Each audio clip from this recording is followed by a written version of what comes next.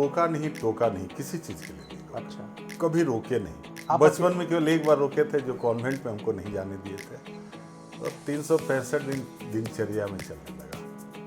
रिश्ता, नाता, घर परिवार सब छूटने लगा, समाज, सब छूटने लगा। अधिकारी को अगर फ़ोन करता हूँ तो एक ही बात कहता हूँ, इनको भेज रहा हूँ, थोड़ा देख लीजिएगा, सही होगा तो कर दीजिएगा, गलत होगा तो मुझे बता दीजिएगा। मैं आज के बाद उसे अपने पास रखने नहीं दूंगा। गलत काम नहीं करूंगा, सही के साथ गलत होगा, मैं उसके साथ खड़ा नहीं हूँ।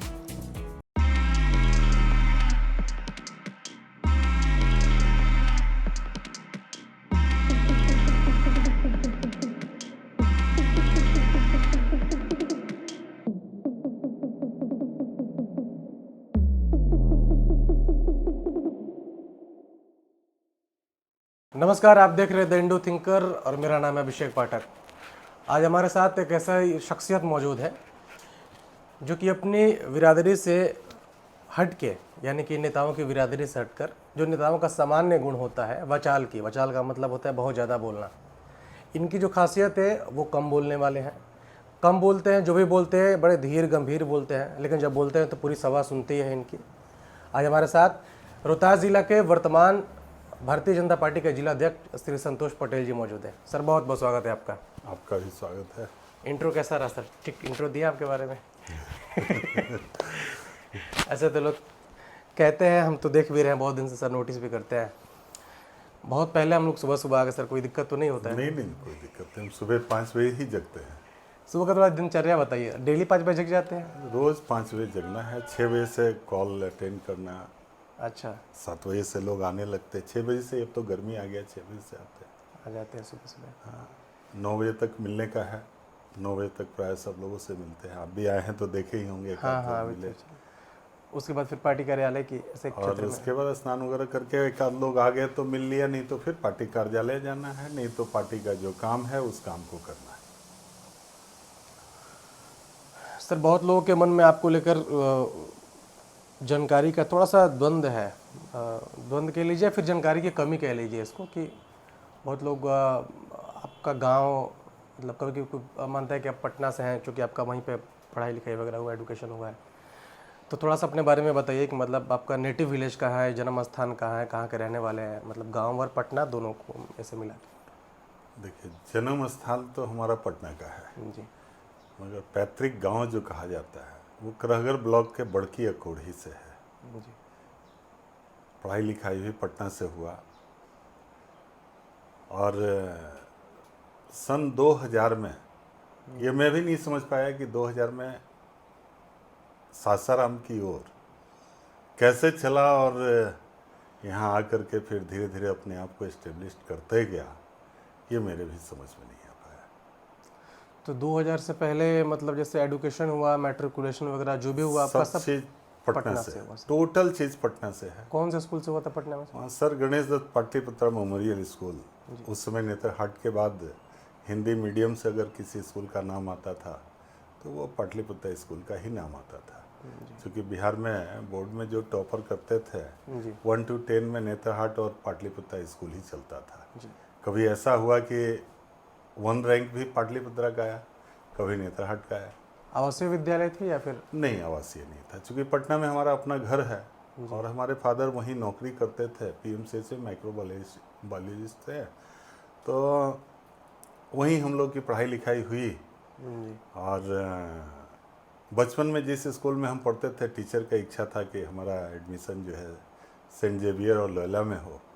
Patna saint Xavier. हाँ, और फादर का इच्छा था कि नहीं, इंग्लिश मीडियम से नहीं पढ़ेगा, जब भी पढ़ेगा हिंदी मीडियम से पढ़ेगा। तो मातृभाषा का स्नेह। हाँ, उसके वजह से। और फिर धीरे धीरे हम रोहतास में आए और सासाराम में आके तो अब बस ही गए हैं। जी, अब तो पार्टी ने इतनी बड़ी जिम्मेदारी दे दिया आपको सर। 25 साल हो गया जी, तो बस ही गए। जी, अब तो इस्टेब्लिश। अभी तो काम हमसे पटना जाना होता होगा मतलब? हाँ, जाना आना रहता है, ऐसा नहीं है, वैसा है हमारा पटना में भी है। बच्चे बड़े हो गए हैं, वही देखते हैं। पार्टी के अलावा भी मतलब पटना में आना जाना, चूँकि परिवार अब कम होता है। अब कम होता है। अब कम होता है। व्यवसाय का कुछ अंश तो वहाँ पे भी है। है, सब बच्चे देखते हैं। हमारे जिम्मे अब ये सब काम नहीं है, फुल टाइम पार्टी के लिए। फुल टाइम पार्टी के लिए। तो सर वहाँ से जब आपने एडुकेशन किया, आप शायद बाहर भी पढ़े थे, बिहार से बाहर भी एडुकेशन कहीं लिया? हाँ, एक बार डिप्लोमा किए ना, जी डिप्लोमा किया, प्रोडक्शन टेक्नोलॉजी से किया। करने के बाद जब पता चला कि सुपरवाइज़र की नौकरी मिलेगी और क्या मिलेगा, तो वही 8-10 हज़ार रुपया मिलेगा। फिर अपने ज़िंदगी को हम तलाशने लगे तो लगा कि नहीं, ये मेरे लिए नहीं है। चलो जो हुआ सो बढ़िया है। मगर फिर वहाँ से हम बैक पटना आते हैं। आने के बाद चूँकि फिर मेडिकल का एग्ज़ाम दिए थे और उसमें हम उत्तीर्ण नहीं हो पाए थे। 2 टाइम दिए और नहीं हो पाए, तो मुझे लगा कि अब मैं टाइम को बर्बाद कर रहा हूँ। तो कभी भी टाइम को बर्बाद करने में हमें ज़्यादा इंटरेस्ट नहीं रहा है। मैं ब्रेक देता हूँ, फिर आगे बढ़ जाता हूँ। बहुत सारी घटनाएं हैं। जी पटना में व्यवसाय किया। मैं 1991 में शुरू किया, 92 में हमारी शादी हुई। जी 2000 में फिर वहाँ के बिजनेस को मैं जो पहला बिजनेस था उसको बाइंड अप किया। बाइंड अप करके रोहतास आया। रोहतास में फिर शुरू किए। यहाँ भी हमारे रेडीमेड गारमेंट्स का है, पटना में भी है। और इस तरह से हम व्यवसाय को बढ़ाते चले गए। और यहाँ फिशरी 2007 वगैरह में हम या 8 में फिशरी का काम शुरू किए थे। जी और फिशरी करने के बाद यहाँ नौजवानों को एक प्रेरणा मिला। देखे लोग बहुत सारा यहाँ तालाब खनना और फिशरी में जाना, लोग गए भी। और आज अभी तो रोहतास में बहुत सारे लोग आ गए हैं। बहुत सारे लोग आ गए। तब तो मेरे ख्याल से बस मछली पालन में बस ये था कि भाई गांव कैसे ही तालाब है, इसको ले लीजिए, जितनी मछली आई तो आई, नहीं तो मतलब कोई प्रॉफिट लॉस का कोई गेम नहीं उस होता था तरह से नहीं था। अब लोग अपने खेत में गड्ढा खन करके उसको व्यवसायीकरण किए उसका। जी और पहले था कि जो सरकारी तालाब आता था उसमें जो मारे वो बिका और ये हुआ, इस तरह का चीज़ जो है अभी भी चल रहा है। तो उससे ज़्यादा पैमाने पे आज लोग अपना तालाब खन करके कर रहे हैं। जी उस समय मेरे मन में एक ख्याल आया था गरीब गुरुओं के लिए। जी जैसे महाराष्ट्र में हम रहते थे तो देखते थे कि वहाँ संस्था के लोग फलदार वृक्ष एक लाइन से बांटते थे गरीबों को। अच्छा जैसे पपीता का पेड़ है या चीकू का पेड़ है, शरीफा का पेड़ है, अनार का पेड़ है, अमरूद का पेड़ है, लोग बांटते थे। गरीब लोग अपने ज़मीन में उसको लगाते थे और उसी संस्था के लोग गाड़ी लेकर के चलते थे और जैसे उनका फल तैयार होता था वो वहीं परचेज करते थे। अब आप सोचिए कि एक साथ एक किसान अगर 500 वृक्ष लगाता है तो वो 500 बेचने के लिए वो खोजते चलता है कि मैं कहाँ बेचूं। जी अगर एक गरीब 5 पेड़ लगाता है और उस तरह से 500 परिवार लगाते हैं तो 500 गुना 5 2500 पेड़ होता है। जी और एक गरीब परिवार अगर प्रतिदिन 100-200 रुपए का भी फल अगर बेचता है उससे, तो उसको जीवन यापन के लिए, भरण पोषण का हो के लिए वो पर डे का ये काम औरतें ज़्यादा करती हैं। जी और जो चैन सिस्टम बनता है उसमें जो पौधा देते हैं वो लोग भी उसको खरीद करके, फल खरीद करके वो मंडी तक बेच लेते हैं। इसमें दोनों लोग को बेनिफिट होता है। जी तो इस तरह का मैं सोचा था, मगर किसी कारणवश उसमें हम सफल नहीं हो पाए। फिर भी देखते हैं आगे क्या होता है। नियति कहीं और मोड़ ली। हाँ, मुड़ गया। पॉलिटिक्स में भी है। जी बिल्कुल। पहला बिजनेस किस चीज़ का था आपका वहाँ पे पटना में, जब आपने बताया कि 90 के आसपास अपने बिजनेस की शुरुआत की? उस समय हमारा पैथोलॉजिकल आइटम का था। पैथोलॉजिकल आइटम का जी रिएजेंट्स, केमिकल और इंस्ट्रूमेंट वगैरह का था, जो लैब वगैरह में यूज़ होता है। हाँ वो था और काफ़ी अच्छा चलता था। अच्छा और उन दिनों पीएमसीएच में कोई लैब के लिए कोई सामान नहीं रहता था। अच्छा और पिताजी से मैं बहुत कुछ सीखा था। जी पढ़ तो नहीं पाया, उसकी डिग्री मेरे पास नहीं थी, मगर उनके साथ काम करते करते जो है काफ़ी कुछ सीखे थे। जैसे भेड़ के गर्दन से, उसमें भेन से उसका ब्लड निकालना, अच्छा बिलायती चूहा का हार्ट से ब्लड निकालना। उस समय बहुत ज़्यादा डेवलप नहीं था, बहुत सारा टेस्ट होता था जिसमें उन सब चीज़ों की ज़रूरत पड़ती थी। जी अब तो टेक्नोलॉजी काफ़ी बढ़ गया, बहुत सारा चीज़ डेवलप कर गया, तो वो सब चीज़ था। तो उस समय भी पीएमसीएच के बहुत सारे एमडी डॉक्टर लोग जो थे वो पिताजी से सीखने के लिए आते थे। अच्छा तब एक छोटा लैब भी हम लोग का हुआ करता था। ये पीएमसीएच के बाहर हुआ करता था? हाँ, ये बाहर हुआ करता था। तो चूँकि बाबूजी बनाते थे जी तो बनाते थे तो वो करते भी थे, तो हम भी सीखे। तो बहुत लोगों को प्रैक्टिकली मतलब पिताजी कहते थे कि हम तो वहाँ रहेंगे, आप लोग आइए इनसे सीख लीजिए, अच्छा। जो दिक्कत होगा तो हम डॉक्टर बताएंगे। साहब अगर सीखते होंगे कि बताओ कैसे हाँ, ये कैसे होता है, कैसे बनता है, जी इसमें फिर टेस्ट होता है तो किस तरह से होता है। जी जी तो मैं बनाने से ले करके जी और उसमें किस तरह से होता था, अब कल्चर वगैरह किस तरह से होता है, जी वो जी सारा चीज़ उन लोगों को प्रैक्टिकली दिखाते थे अच्छा और वो लोग काफ़ी खुश थे। पिताजी पूछते थे कोई दिक्कत है, तो नहीं नहीं भाई, आपके बेटा तो फ्रेंडली एकदम ट्रीट करते हैं और बहुत बढ़िया से है, जितना शायद आप नहीं बताते उससे भी बढ़िया से बताते हैं। तो ऐसा था, एक दौर था। हाँ। तो और ये तो मेरे ख्याल से व्यवसाय आपका 10 वर्ष तक चला वहाँ पे। 2000 में होम टाउन शिफ्ट करें, या कुछ मन में ऐसा स्पेशल कुछ ऐसा आया था कि मतलब ऐसे ही अचानक लगा कि चलो चलते ये हैं? हम भी नहीं आज तक समझ पाए। तब बाबूजी कहाँ थे आपके? बाबूजी तब पटना ही थे। बाबूजी पटना थे। उनकी तरफ से कोई ऐसा ऐसा कुछ नहीं, नहीं था कि मतलब वहाँ क्यों जा रहे हो, क्या कर रहे गांव से लगाव था। हो? गाँव से लगा। गांव से लगाव था और गांव, हम बचपन में भी छुट्टी होता था तो हम गांव की ओर भागते थे। अच्छा जबकि पटना में दशहरा में उस समय गांधी मैदान में गोदई महाराज से लेकर के एक से एक कलाकार आते थे। हाँ बाबूजी हमको भी लेकर के जाते थे जी और ज़मीन पे हम लोग गमछा बिछा करके बैठते थे। बाबूजी, छोटे बचपन के जी, जी यादें जी, हैं, जी। बाबूजी चिनिया बादाम खरीद के लाते थे, जी। हम लोग बैठ करके चिनिया बादाम खाते थे। गोदई महाराज का कोई ताल और सुर तो हमारे समझ में नहीं आता ही नहीं था, हाँ पर बचपन में। बाबूजी बहुत शौकीन थे हाँ। और बाबूजी सुनते थे, हम भी सुनते थे, हमको भी तब अच्छा आपको लगता था। चिनिया बादाम ज़्यादा अच्छा लगता होगा गोदी महाराज के धुन से, धुन से चिनिया बादाम अच्छा लगता था। कि वही जाकर खाया जाएगा पड़ के। हाँ, तो हम चिनिया बादाम खाने में रहते थे और बाबूजी जो संगीत को सुनते थे। तो चूंकि आप 2000 में आए होंगे तो एक मतलब बिजनेस था जो कि रिदम में था, चल रहा था, और उसको एकदम से शट डाउन करके और यहाँ शिफ्ट होना, तो ऐसा कुछ नहीं आया कि मतलब पापा नहीं वैसे बोले कि भाई अनश्योरिटी है, क्यों नहीं, जा रहे हो पिताजी ने कभी हमको रोका नहीं, टोका नहीं, किसी चीज़ के लिए नहीं रोका, अच्छा कभी रोके नहीं। आप बचपन में केवल एक बार रोके थे, जो कॉन्वेंट में हमको नहीं जाने दिए थे। अच्छा। उसके बाद से उन्होंने कभी रोका नहीं, कॉन्वेंट में कोई? उसके बाद से नहीं रोके। उनको ही बाद में ऐसा लगा कि नहीं, इंग्लिश मीडियम बहुत ज़रूरी है। उस समय वैसा नहीं लगा था, जी तो उनको ही बाद में अफसोस हुआ।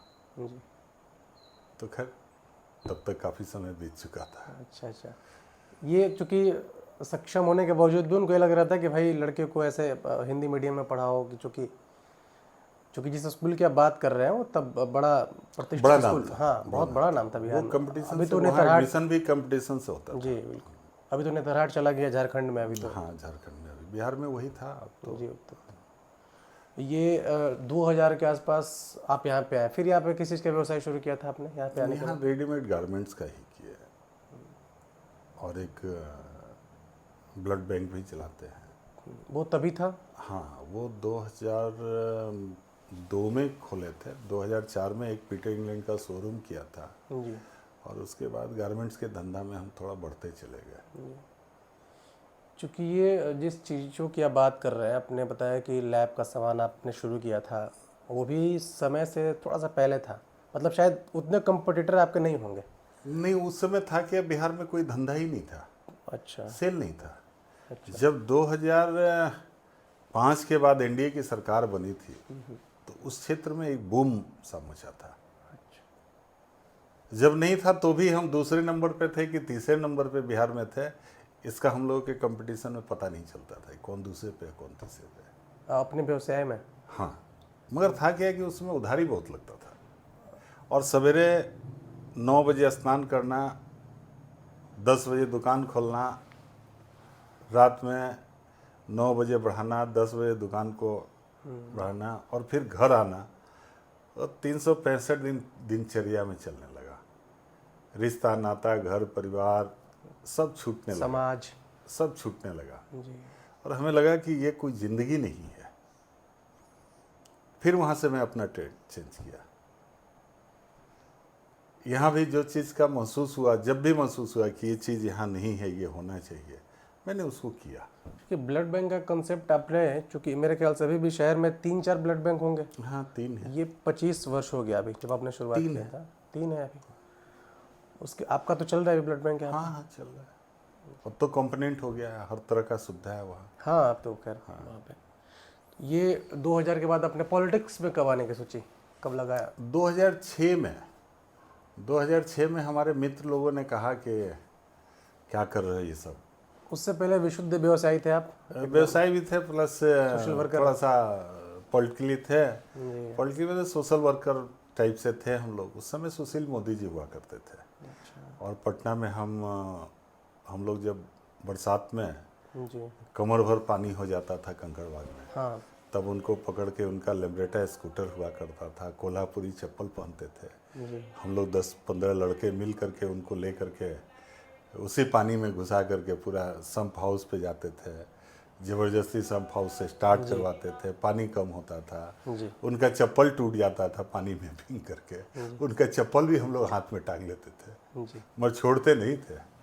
और लास्ट में होता क्या था कि पानी भी कम होता था, अच्छा। तो भी बहुत खुश होते थे कि चलो कोई तो है जो इतना मेहनत कर रहा है। ये अपने एक बार चूँकि हम यहाँ आने से पहले जिसका पॉडकास्ट करने जाते हैं उन पर थोड़ा सा रिसर्च करवाते हैं, ऐसे मतलब थोड़ा सा लोगों से पता करते हैं, मिलते जुलते हैं। एक चीज़ पता लगा आपके बारे में कि आप बचपन से संघ से जुड़े थे, कैसे भी शाखा में कभी जाते थे, ये क्या घटना था? देखिए, हमारे मकान में जी। उस समय बिहार के पहले संगठन महामंत्री हुआ करते थे जिनका नाम था प्रभाकर शर्मा जी। जी। और बचपन में हम लोग संघ का शाखा भी लगाते थे। जी। जी। मगर शाखा लगाने से पहले हम लोग का एक शर्त था, बचपना था जी। जी। तो एक ही डिमांड था कि हम लोग पहले क्रिकेट खेलेंगे, अच्छा। खेलने के बाद ही हम ही लोग संघ का शाखा लगाएंगे। तो उसकी भी इजाज़त हम लोग को मिली थी। जी। ध्वज गाड़ना, अपना उसमें खो खो खेलना जी। और प्रार्थना करना, जी। ये सब काम हम लोग करते थे। जी। और रात में उस समय हाथ से पोस्टर साटने का रिवाज था, जी। जी। तो हम लोग हाथ से पोस्टर भी साटते थे। ये भारतीय जनता पार्टी के लिए पोस्टर साटते थे या संघ के लिए पोस्टर? भारतीय जनता पार्टी का होता था। जी। पोस्टर। संघ, देखिए हाँ, संघ क्या है। जी। संघ जो कार्य करती है वो दिखा करके नहीं करती है। जी। संघ का काम जो है क्या है, लोगों का अवधारणा रहता है, लोग कुछ भी बोलते हैं। मैं हर व्यक्ति से कहता हूँ, संघ का 10 दिन का प्राथमिक जो प्रशिक्षण का शिविर लगता है, जी। आप एक बार जाइए और 10 दिन उस प्रशिक्षण में अपना समय बिताइए, जी। तब आप समझ पाएंगे कि संघ क्या है। आज लाखों स्वयंसेवक इस तरह के हैं पूरे हिंदुस्तान में, जी। जो घर परिवार को छोड़ करके बिना शादी विवाह किए जी। आज काम कर रहे हैं। जी। अगर संघ नहीं होता तो हमारा राष्ट्र नहीं होता, संघ नहीं होता तो हमारा सनातन नहीं होता, संघ नहीं होता तो हमारी संस्कृति और सभ्यता कहाँ विलुप्त हो जाती, उसका भी कहीं कोई अता पता नहीं रहता। संघ का काम क्या है, एक व्यक्ति के उसके व्यक्तित्व का, हिंदुस्तानी व्यक्तित्व, मातृभूमि के लिए उसके अंदर एक जुनून होना, राष्ट्रहित का चिंता करना, इस तरह का व्यक्तित्व का निर्माण ही करना संघ का काम मुख्य काम है। अभी तो और संघ, वो हमें सबसे अच्छा लगता है। अभी तो मेरे ख्याल से संघ 100 वर्ष का होने जा रहा है। अभी विजयदशमी को 100 वर्ष का संघ हो जाएगा। जी। संघ के बारे में अगर एक चीज़ बोला जाए आपसे बोलने के लिए कि संघ से संबंधित एक ऐसा मैसेज दीजिए जो कि लोगों को लगे कि संघ मतलब क्या इम्पोर्टेंट, चूँकि भी आपने कुछ देर पहले तो बता ही दिया संघ क्या है, कैसे है बेसिक, लेकिन अभी भी संघ को लेकर आदमी के मन में बड़ा उलझुल बातें, और कह लीजिए कि जो संघ का पर्सपेक्टिव है कि संघ क्यों है क्या है, वो बहुत लोगों को की समझ से परे है मेरे ख्याल से। संघ को लोग राजनीति से जोड़ लेते हैं डायरेक्ट, ये तो राजनीतिक संगठन है, जो कि संघ गैर राजनीतिक संगठन है, एकदम डायरेक्ट पॉलिटिक्स से कुछ इसका लेना देना है नहीं। तो संघ को उस दृष्टिकोण से कैसे देखते हैं आप? देखिए, मैंने पहले भी आपसे कहा, फिर वही बात कहूँगा, संघ के बारे में जानना है तो संघ के प्राथमिक प्रशिक्षण शिविर में 10 दिन का समय आपको बिताना होगा। जी। और वो 10 दिन जो होता है आपका मोबाइल नहीं रहेगा, जी आपका अपना थाली रहेगा, भोजन बनता है, भोजन आप करेंगे, जी सामूहिक भोजन होगा। और रात का भोजन जानते हैं कैसे होता है? रात का भोजन जो होता है, जहाँ प्रशिक्षण शिविर होता है, जी उस गांव में रहने वाले हर व्यक्ति से सिर्फ एक आदमी का भोजन लिया जाता है। अगर आप चाहेंगे कि हम 2 आदमी का भोजन दे दें, संघ उसको स्वीकार नहीं करता है। जी सिर्फ एक व्यक्ति का, चाहे वो अगड़ा हो, पिछड़ा हो, अति पिछड़ा हो, दलित हो, महादलित हो, सबके घर की रोटी रहेगी। जी और सारी रोटियों को मिक्स किया जाता है। उसमें कहीं लिखा हुआ नहीं रहता है कि अगड़े के घर का है या पिछड़े के घर का है या दलित के घर का है। जी और सबका रोटी सब लोग सामूहिक बैठ करके, चाहे वो कितना भी बड़ा अधिकारी हो संघ है, सब लोग एक साथ बैठ करके खाते हैं। और उससे भी बड़ी खूबसूरती क्या है, खाते सब लोग हैं, चाहे कितना भी बड़ा पदाधिकारी हो, सब लोग अपना थाली स्वयं धोता है। ऐसा कहीं देखने को नहीं मिलता है। ये तो अद्भुत है संघ के बारे में। ठीक है, कहीं आज बड़े बड़े महात्मा लोग के यहाँ लंगर चलता है, ये धोने का एक रिवाज है। जी जी मगर 10 दिन के प्रशिक्षण में जितने लोग होते हैं अपना खाना स्वयं खाते हैं, अपना बेडशीट अपने डालते हैं, बिल्कुल अपना वस्त्र अपने धोते हैं, सब कुछ। मैंने बोला ना आपको, जी एक व्यक्ति के चरित्र का निर्माण करने का ही वो एक सबसे बड़ा, आज के तारीख में कह सकते हैं, संगठन है। संघ पार्टी को चलाता है, कसता है ऊपर से? ऐसा कुछ नहीं है, वो तो निर्माण करता है जी। संघ का भारतीय जनता पार्टी पर डायरेक्ट कंट्रोल ऐसा कुछ नहीं है? ऐसा कुछ नहीं है। संघ का निर्माण किया हुआ सरदार अटल बिहारी वाजपेयी जी सरीके, आज नरेंद्र भाई मोदी, ये सारे लोग संघ से निकले हुए लोग हैं। बहुत सारे लोग हैं। मैंने बोला ना, एक क्षेत्र का निर्माण करता है संघ, और निर्माण करने के बाद हिंदुस्तान में भारतीय संस्कृति सभ्यता के आधार पे वो देश को चलाने का काम करता है। खैर 6 में आपने पॉलिटिक्स ज्वाइन किया? पॉलिटिक्स ज्वाइन बाद में किए थे, उससे पहले मैं जिला पार्षद बना था। जिला पार्षद बनने के बाद भारतीय जनता पार्टी का तो कार्यकर्ता था, मगर जिला पार्षद बनने के बाद एक बार पार्टी में हमारी बृहद रूप से ज्वाइनिंग हुई थी।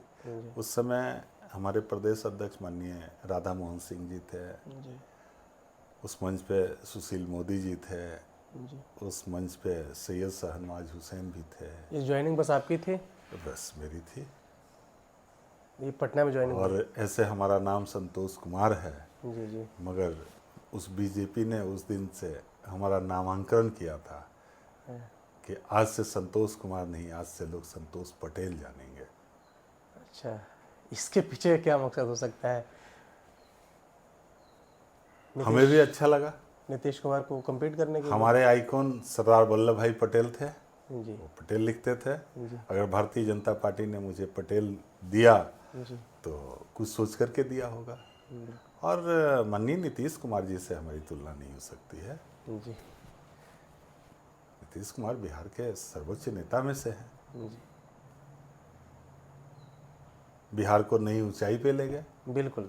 बिहार और बीजेपी के साथ गठबंधन में बहुत सहज सरकार चली, जी बिल्कुल और बीजेपी ने कभी दबाव नहीं दिया। बिल्कुल। बिहार के विकास पुरुषों की बात की जाए तो कहीं ना कहीं उसमें नीतीश कुमार अग्रणी रहेंगे हमेशा। हाँ, रहते हैं। जिसने 15 साल का वो कालखंड देखा है 90 के बाद और 2005 तक, उसमें 5 के बाद जो चीज़ें पलटी एकदम से, वो सड़क हो, सुरक्षा हो, कानून व्यवस्था हो, एडुकेशन हो, उसमें कहीं ना कहीं नीतीश कुमार हमेशा पूजनीय रहेंगे कह लीजिए, और बड़े सम्मान के साथ हर बिहारी उनका नाम लेगा। बिल्कुल। और लेना चाहिए मेरे ख्याल से। हम लोग तो खैर पत्रकार हैं, लेकिन जब बात आती है अपने बिहार की, या कह लीजिए कि भाई अगर ईमानदारी से किसी नेता को अगर बताया जाए तो उसमें निसंदेह कहना पड़ेगा कि नीतीश कुमार एक ऐसा नेता है जिन्होंने बिहार को कसा। मुझे याद है जी जब एनडीए की सरकार बनी, उससे पहले लोग अपने आप को ये नहीं कहते थे कि मैं बिहारी हूँ। जी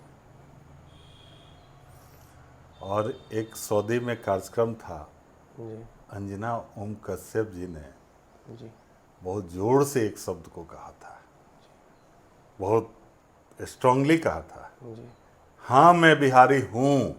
जी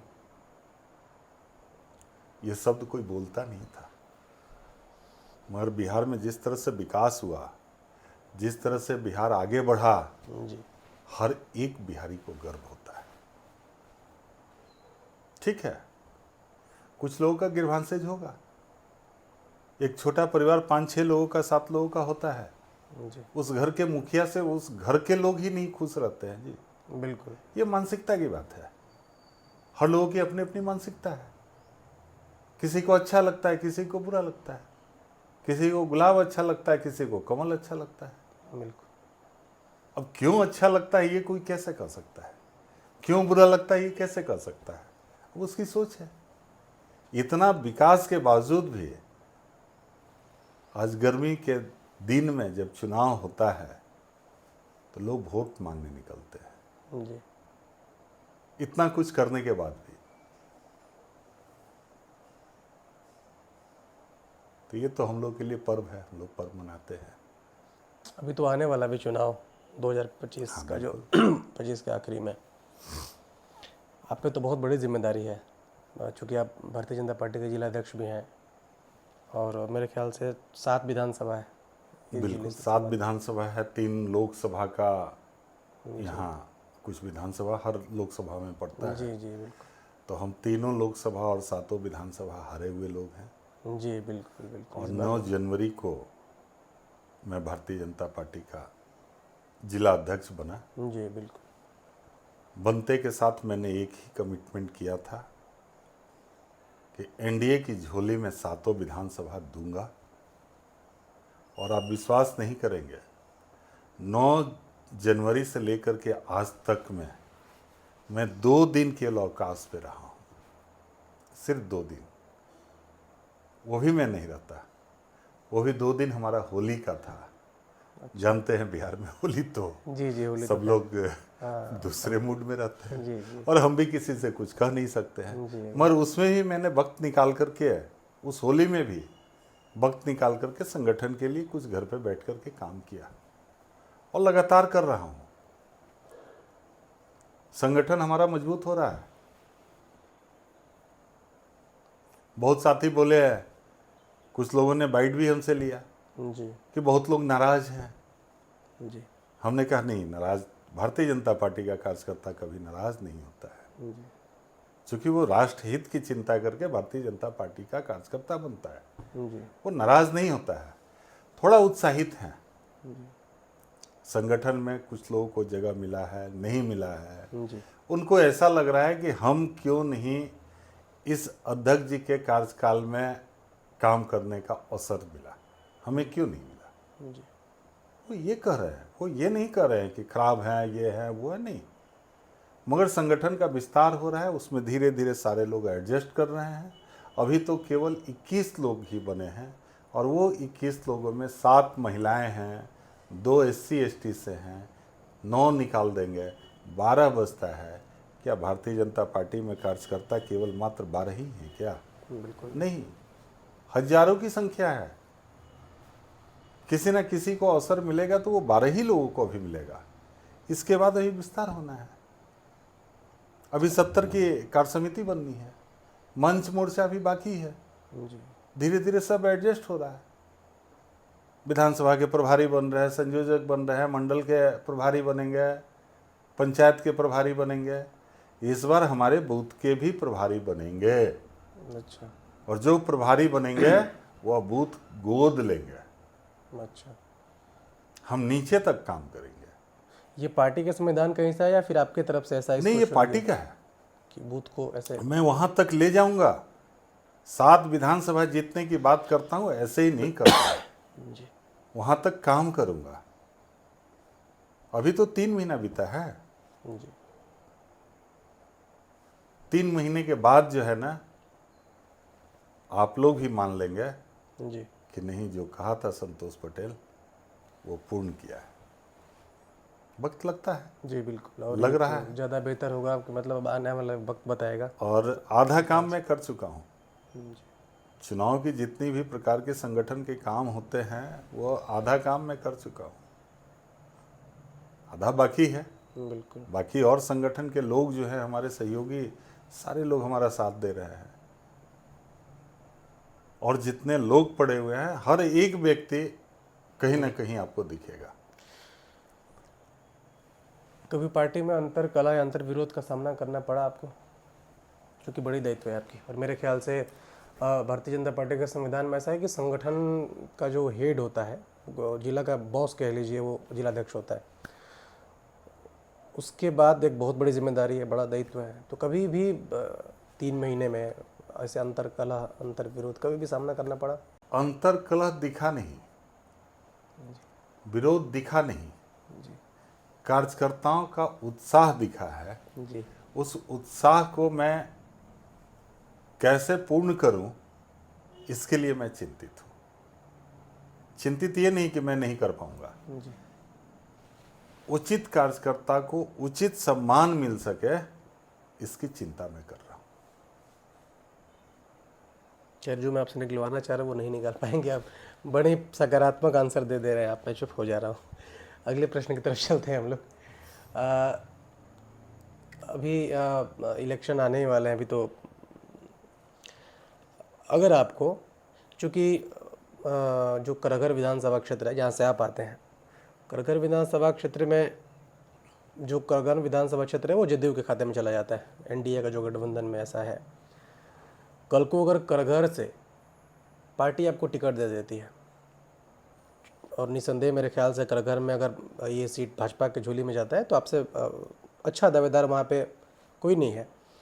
उसके बाद अगर आपको पार्टी वहाँ से चुनाव लड़ाने की कोशिश करती है, टिकट आपको दे देती है, तो एक तरफ जिम्मेदारी है 7 विधानसभा क्षेत्रों के जिताने की, दूसरी बड़ी जिम्मेदारी होगी अगर खुद आप चुनाव लड़ रहे हैं तो खुद की भी सीट बचानी होगी करघर, चूँकि उसी 7 विधानसभा क्षेत्र में आएगी। जिम्मेदारी निभा लेंगे ऐसा अगर दोनों दायित्व मिलता है तो? देखिए, इससे पहले मैं बक्सर जिला का प्रभारी था। जी ठीक है, चुनाव हारे वहाँ हम, प्रभारी थे, दायित्व तो मेरा भी है। जी कहीं ना कहीं कुछ कमी रह गई है, जी तभी हम हारे हैं। मगर हम लोग संगठन के लोग हैं, काम करने वाले लोग हैं। जिम्मेवारी मुझे जिला अध्यक्ष की मिली, मगर ये बता करके मिला है कि विश्वसूत्री के आप उपाध्यक्ष नहीं होंगे। मैं जानता था, चूँकि हमारे ही रीजन में मैं प्रभारी बक्सर का था, तो विश्वसूत्री का गठन हुआ था। और एक बार नोटिफिकेशन हो जाता है तो फिर वो बदलता नहीं है। जी जिला अध्यक्ष में बना। हमारे अध्यक्षीय काल में मंडल में प्रखंडों की विश्वसूत्री का भी गठन हुआ। जी होने के बाद पार्टी विश्वास करके मुझे जिला अध्यक्ष बनाई है। 7 विधानसभा की जिम्मेवारी मेरे कंधे पे है, बिल्कुल। मैं उसे बखूबी निभा रहा हूँ। और रहा सवाल चुनाव लड़ने का, शीर्ष नेतृत्व तय करता है। अगर वो भी देगा तो उसकी भी जिम्मेवारी निभाऊंगा। और चुनाव लड़ना मेरा कोई मकसद नहीं है। हम लोग संगठन के लोग हैं। संगठन के काम को करने में जो आनंद है वो जनप्रतिनिधि बन करके क्या होता है।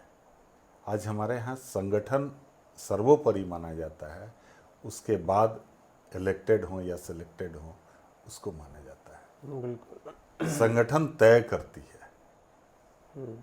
कोई विधायक, कोई सांसद, कोई राज्यसभा, कोई एमएलसी तय नहीं करते हैं, तय संगठन करती है।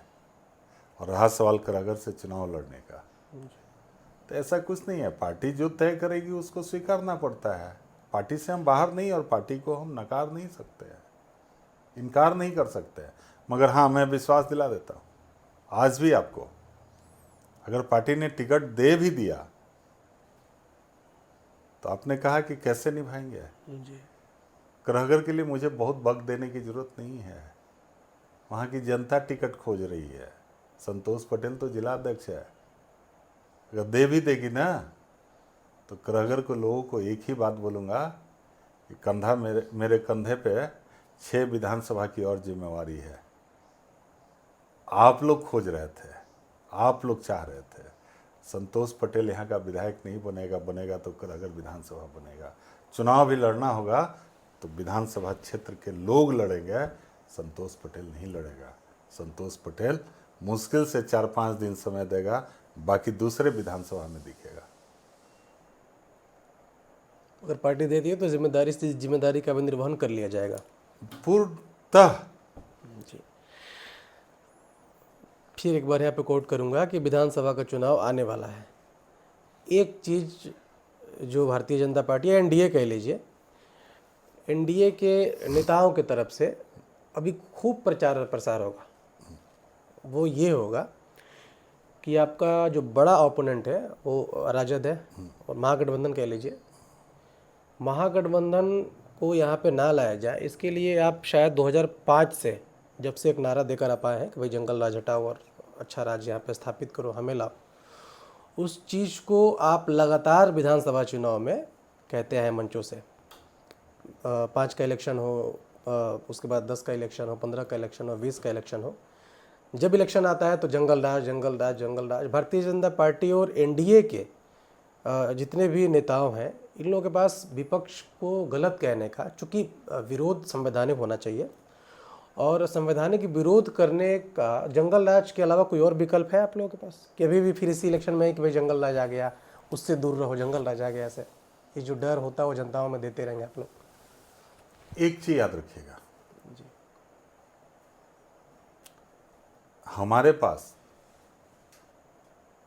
सिर्फ और सिर्फ एक एजेंडा होता है, विकास जी।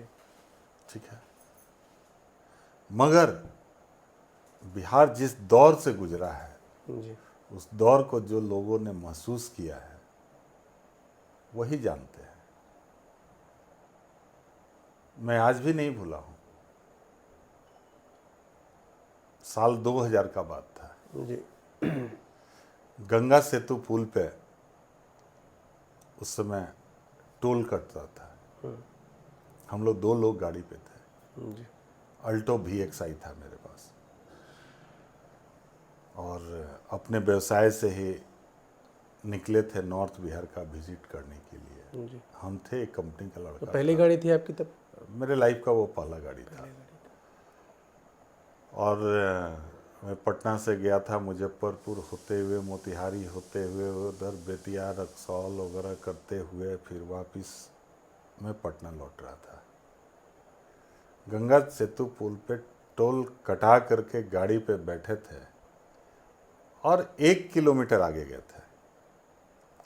आज भी वो पूरा पिक्चर याद है, वो हम जिंदगी में भूल नहीं सकते। पीछे से एक जैन आता है, हमारे गाड़ी के आगे लगता है, उससे एक आदमी उतरता है पहले, वो आता है पिस्टल से शीशा पे ऐसे करता है, गिराओ। मेरे पास कोई चारा नहीं, बिल्कुल। मैंने गिराया शीशा। वो बोला गाड़ी से बाहर निकलो। हम गाड़ी बंद करना चाहे तो बोला कि बंद करोगे तो गोली मार देंगे, ऐसे ही उतरो। अच्छा। मैं गाड़ी से उतरा, बगल में जो बैठा था मेरे, वो बेचारा एकदम कांपने लगा। हमने कहा गेट खोल करके उतर जाओ, वो भी उतरा। हम दोनों को एक साथ खड़ा करके बोला उधर देखो, और दोनों गाड़ी लेकर के निकल गए। और जिसके कनपट्टी पे जी। पिस्टल सटा हो, सोचिए वो क्या सोचता होगा उस समय। वो दहशत में देखा हूं, अपने आंख से देखा हूं। जिन लोगों ने देखा है, जिसके साथ घटनाएं घटी हैं, उनसे अगर पूछिएगा कभी नहीं कहेंगे कि वो सरकार आनी चाहिए। हर एक सरकार का अपना अपना गुण होता है, और उस सरकार का मैं यही कह सकता हूं कि यही गुण है जी। आप रोड पे कभी चल करके देखिए, भैंस चराने वाले, आप हॉर्न मारते रहेंगे मगर वो हटा नहीं सकते हैं।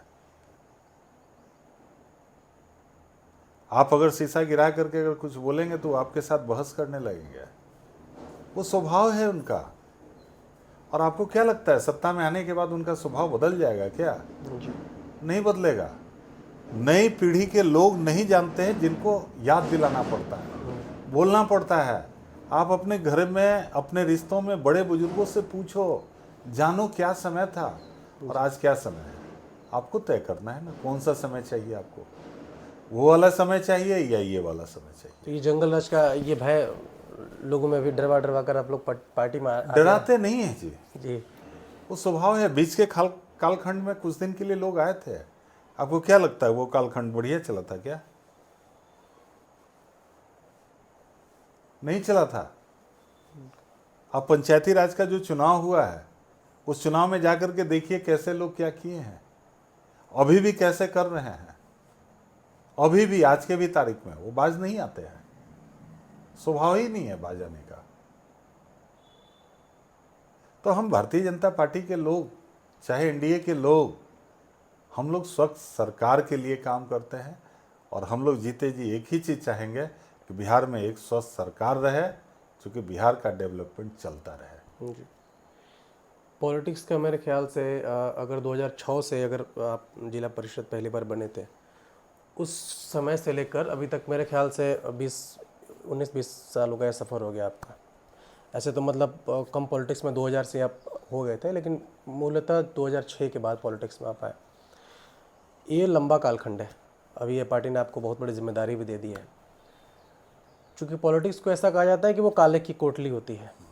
कुछ लोग तो ऐसा ही बोलते हैं कि अगर आप अपने इष्ट और आराध्य को भी अगर स्वर्ग से यहाँ पर उतार कर चुनाव लड़ा दें तो 5 साल बाद उन पर भी आरोप लग जाएगा। पॉलिटिक्स के बारे में इतना लोग कहते हैं। और खासकर जो सफ़ेद पोश लोग होते हैं कि भाई आपको पॉलिटिक्स से काले की कोठली में जाना है, जाके वापस चले आना है, तो आपका राजनीतिक जीवन सफल है। कभी आप पे आरोप लगा, चूँकि जितने भी पॉलिटिशियन होते हैं उन पे पैसे गबन का, कमीशन खोरी का, ठेका में पैसा लेने का, और ख़ास कर बिहार में ये आम है, आपको भी पता होगा शायद, इस चीज़ को आपको और नहीं लेना चाहिए क्योंकि ये बड़ा कॉमन सा प्रश्न है। आप जाकर लिस्ट देख लीजिए, यहाँ के जो बहुत सारे विधायक हैं, यहाँ बहुत सारे सांसद हैं, सब पे कहीं ना कहीं आरोप लगाता है कि विधायक जी इस मद में इतना हिस्सा मांग रहे थे, इस कमीशन के लिए इतना पैसा लिया। आपके जीवन में राजनीतिक कालखंड में कभी भी कुछ ऐसा नेगेटिव मिला या फिर कभी भी कोई दाग लगा ऐसा? चेयरमैन भी रहे आप। देखिए 2006 में मैं जिला पार्षद बना था जी। और पहली बार मैं जाना था जी। कि हर एक जनप्रतिनिधि को एक फंड आवंटित होता है जी। जिससे विकास का काम कराना होता है। हमें भी मिला था और लोग काम करा रहे थे, तो हम योजना लिख करके डीडीसी को दे देते थे, योजना चलता था। और उसके बाद 2-3 बार ब्लॉक से हमको फ़ोन आया कि सर एक दिन घूमते आइए ना। जी। हमें क्या बात है, तो नहीं आइए ना, चाय पीते हैं। गए और वहाँ जाने के बाद चाय मीठा सब चीज़ चला। आधा घंटा बीत गया, हम अब चलते हैं, तो नहीं थोड़ा रुकिए ना। तो कोई एक अभिकर्ता हुआ करता था, उस समय याद नहीं है, वो आया, देखा तो हमको प्रणाम किया। क्या बात है? तो नहीं सर। फिर चुप। हमने कहा कि इनको बुलाए हैं, क्या बात क्या है? तो नहीं, कुछ व्यवहारिकता होता है, उसी के लिए घबरा रहा है आपसे बात करने में। जी। व्यवहारिकता? क्या व्यवहारिकता? प्रणाम किया हो गया, और क्या, कोई और व्यवहारिकता है क्या? तो हाँ कुछ होता है। तो एक लिफाफा था जी। मोटा मोटी, इतना मोटा होगा, बिल्कुल। देखे लिफाफा। हम ये क्या हुआ, कुछ हुआ है क्या? तो नहीं सर, ये देना था आपको। तब भी हम नहीं समझ पा रहे थे। अच्छा। हमको लगा कि किसी का कुछ काम होगा, वो कागज लिफाफा में कोई दिया होगा देने के लिए। ने पूछा क्या है, तो सर ये थोड़ा सा व्यवहारिकता में होता है। हमने पूछा कि क्या विषय क्या है भाई, बताइए, हम नहीं समझ पा रहे हैं। नहीं, कुछ पैसा है कमीशन वगैरह का, तो वो ले लीजिए। हमने कहा तुम्हारा दिमाग खराब नहीं ना है जी, हमारा काम बढ़िया करना, अगर गड़बड़ करोगे तो समझ लेना हमसे बुरा कोई नहीं होगा। और ये व्यवहारिकता हमको नहीं चाहिए, और आज के बाद हिम्मत भी नहीं करना, व्यवहारिकता की बात ही मत करना। तुम्हारे लड़की की शादी है सुने हैं तो जी, तो उसमें आना होगा। हमें आए या नहीं आए, ये व्यवहारिकता जो है ना, अपने बेटी को दे देना, ये मुझे नहीं चाहिए। और ये जो चीज़ है, ठीक है, पता नहीं मुझे अटपटा सा लगता है। मुझे लगता है कि जो काम गुणवत्ता के साथ होना चाहिए वो शायद नहीं हो पाता इन्हीं सब चीज़ों की वजह से। जी। और राजनीति में शौक से करता हूँ। राजनीति न तो मेरी कोई मजबूरी है, न उससे कोई कमाने का मेरा इच्छा है। क्योंकि व्यवसाय भगवान ने दिया है, 2 वक्त की रोटी बढ़िया से चलती है। आराम से मैं राजनीति करता हूँ और शौक से करता हूँ। आगे भी इसी तरह से भगवान करे मेरा चलते रहे, कभी इन सब चीज़ों के पास नहीं जाना पड़े। तब भी मैं गर्व से कहता हूँ, लोग भी कहते हैं, अब अपने मुंह से कहने वाली बात हो गई जी। आज भी राजनीति में जो आपने कहा ना, काल कोठरी, जी। उजला कुर्ता पैजामा पहन करके लोग जी। चलते हैं, और जनप्रतिनिधि के बाद वो कहीं न कहीं उनके कुर्ते पे उस कालिक का दाग दिखता है। जी। सबकी नहीं बात कर रहा हूँ, बिल्कुल कुछ लोगों का दाग दिखता है जो चर्चा में आता है। बिल्कुल बिल्कुल, ये तो मगर सामान्य आज भी मैं गर्व के साथ कहता हूँ, कोई एक दाग दिखा दे, किसी का काम भी रहा है तो मैं उसको पटना अपना तेल डाल करके लेके गया हूँ, और वहाँ से उसको वापस ला के घर पे छोड़ा हूँ। कभी किसी का 1 लीटर डीजल नहीं लिया, कभी मोबाइल का कूपन नहीं भरवाया, कभी उससे कोई कुर्ता पैजामा नहीं लिया। गलती से लोग मिठाई भी लेकर के आते हैं तो मैं कहता हूँ कि आज आपका अंतिम दिन है, अब लाइएगा तो मैं लौटा दूंगा। मैं उस स्वभाव का आदमी हूँ। तो आप पे तो लोग ट्रस्ट ही नहीं कर पाते होंगे, क्योंकि यहाँ पे ऐसा एक पेशेवर बात है कि जो नेता काम करने के लिए कुछ पैसा वैसे का डिमांड नहीं कर रहा है, वो फिर सीरियस नहीं है यहाँ पे काम को लेकर। कोई दिक्कत नहीं है। तो हमारे पास तो केस ही आता है जी, पोस्टमार्टम किया हुआ। अच्छा, जिसका पोस्टमार्टम हो जाता है वैसा ही केस आता है। तो चलो अब संतोष पटेल में चलने जैसे से डॉक्टर के पास लोग मरते हुए स्थिति में लेकर के जाते हैं जी। और बोलते हैं कि डॉक्टर मार दिया, तो मेरे पास तो उस स्थिति में भी नहीं आते हैं। मेरे पास तो आते हैं जब पोस्टमार्टम हो गया, पंचनामा लिखा गया, तब आते हैं। तब भी मैं उसको रीओपन करवाता हूँ, और अगर सही काम रहा तो उसका काम करवाता हूँ। मैं किसी अधिकारी को अगर फ़ोन करता हूँ तो एक ही बात कहता हूँ, इनको भेज रहा हूँ, थोड़ा देख लीजिएगा, सही होगा तो कर दीजिएगा, गलत होगा तो मुझे बता दीजिएगा। मैं आज के बाद उसे अपने पास सटने नहीं दूंगा, गलत काम नहीं करूँगा। सही के साथ गलत होगा, मैं उसके साथ खड़ा दिखूंगा।